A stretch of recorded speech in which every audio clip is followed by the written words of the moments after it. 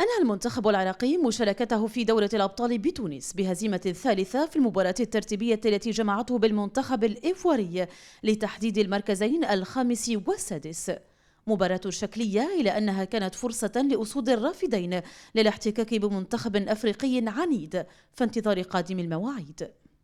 مباريات كانت على مستوى عالي، احنا هاي أول تجربة لنا وشفنا المستويات عالية، فنعتبرها تجربة ناجحة عنا بكل المقاييس وفائدة عنا بالمستقبل. راح نحاول انه نطور منتخبنا للأفضل وننافس هاي الفرق إن شاء الله. تجربة ناجحة انك اول بطولة، يعني كما نقول بطولة رسمية دولية ودية. لعبنا 3 مباريات، شفنا التصاعد بالمستوى من مباراة إلى ثانية، قدمنا مباراة جميلة اليوم. المنتخب العراقي حديث العهد الذي يخوض أولى مشاركاته الدولية في هذه الدورة، مشاركة نشد بها الحضور وتوقع الأخصائيون للمنتخب مستقبلا واعدا.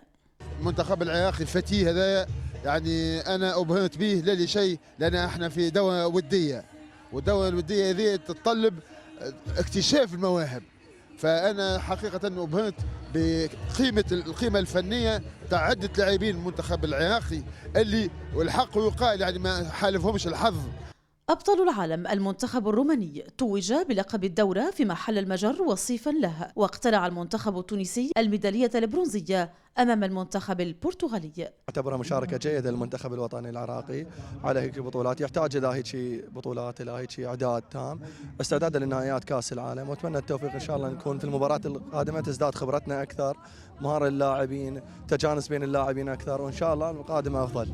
هذا ويواصل أبناء بلال المهدي معسكرهم التدريبي في تونس، يتخلله لقاءان وديان أمام المنتخبين الليبي والمصري لمزيد كسب الخبرة والجاهزية لبطولة العالم التي ستقام منتصف شهر أكتوبر المقبل بتونس العاصمة. رغم الإخفاقات التي رافقت المنتخب العراقي إلا أن مشاركته في دورة الأبطال أكسبته خبرة قد تدعم حظوظه في لاحق المشاركات. انتصار شلي، العراقية الرياضية، تونس.